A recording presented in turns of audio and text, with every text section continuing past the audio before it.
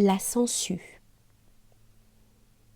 Et Zarathustra pensif continua sa route, descendant toujours plus bas, traversant des forêts et passant devant des marécages. Mais comme il arrive à tous ceux qui réfléchissent à des choses difficiles, il buta par mégarde sur un homme. Et voici d'un seul coup un cri de douleur, 2 jurons et 20 injures graves jaillirent à sa face, en sorte que dans sa frayeur, il leva sa canne pour frapper encore celui qu'il venait de heurter. Pourtant, au même instant, il reprit sa raison, et son cœur se mit à rire de la folie qu'il venait de faire. « Pardonne-moi, dit-il à l'homme, sur lequel il avait buté, et qui venait de se lever avec colère pour s'asseoir aussitôt. Pardonne-moi, et écoute avant tout une parabole. Comme un voyageur qui rêve de choses lointaines sur une route solitaire, se heurte par mégarde à un chien qui sommeille, un chien qui est couché au soleil. Comme tous deux se lèvent et s'abordent brusquement, semblables à des ennemis mortels, tous deux effrayés à mort. Ainsi il en a été de nous. Et pourtant, combien il s'en est fallu de peu qu'ils ne se caressent, ce chien et ce solitaire.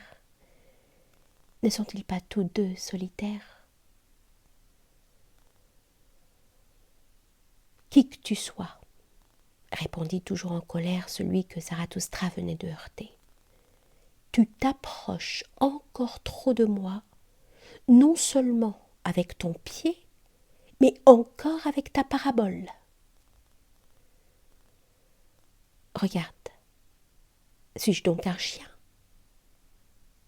Et tout en disant cela, celui qui était assis se leva en retirant son bras nu du marécage, car il avait commencé par être couché par terre tout de son long, caché et méconnaissable, comme quelqu'un qui guette un gibier des marécages.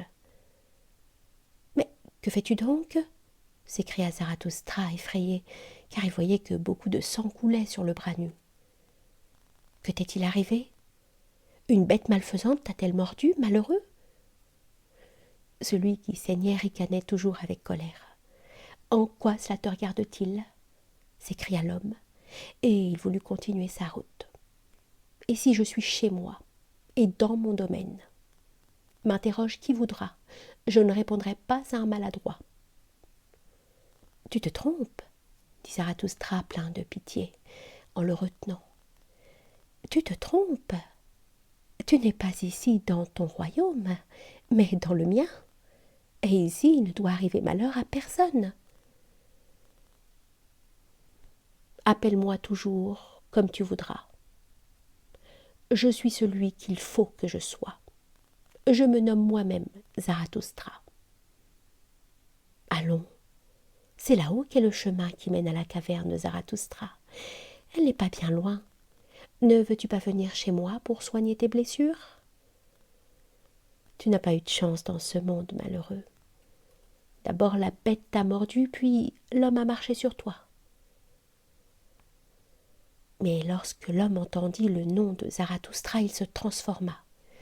« Que m'arrive-t-il donc » s'écria-t-il. « Quelle autre préoccupation ai-je encore dans la vie, si ce n'est la préoccupation de cet homme unique qui est Zarathustra, et cette bête unique qui vit du sang, la sangsue? C'est à cause de la sangsue que j'étais couché là au bord du marécage, semblable à un pêcheur, et déjà mon bras étendu avait été mordu 10 fois, lorsqu'une bête plus belle se mit à mordre mon sang, Zarathustra lui-même. Ô bonheur, ô miracle! Béni soit ce jour qui m'a attiré dans ce marécage. Béni soit la meilleure ventouse, la plus vivante d'entre celles qui vivent aujourd'hui. Béni soit la grande sangsue des consciences, Zarathustra. » Ainsi parlait celui que Zarathustra avait heurté.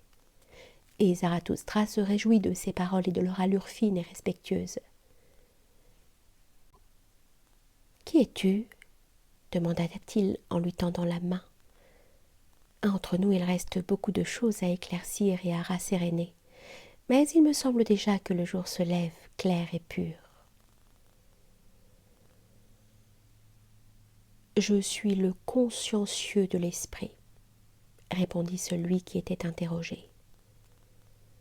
Et dans les choses de l'esprit, il est difficile que quelqu'un s'y prenne d'une façon plus sévère, plus étroite et plus dure que moi, excepté celui de qui je l'ai appris, Zarathustra lui-même. Plutôt ne rien savoir que de savoir beaucoup de choses à moitié, plutôt être un fou pour son propre compte qu'un sage dans l'opinion des autres, moi, je vais au fond, qu'importe qu'il soit petit ou grand, qu'il s'appelle marécage ou bien ciel, un morceau de terre large comme la main me suffit, pourvu que ce soit vraiment de la terre solide. Un morceau de terre large comme la main, on peut s'y tenir debout. Dans la vraie science consciencieuse, il n'y a rien de grand et rien de petit. Alors tu es peut-être celui qui cherche à connaître la sangsue ? Demanda Zarathustra. Tu poursuis la sangsue jusqu'à ses causes les plus profondes, toi qui es consciencieux ? Ô Zarathustra, répondit celui que Zarathustra avait heurté. Ce serait une monstruosité.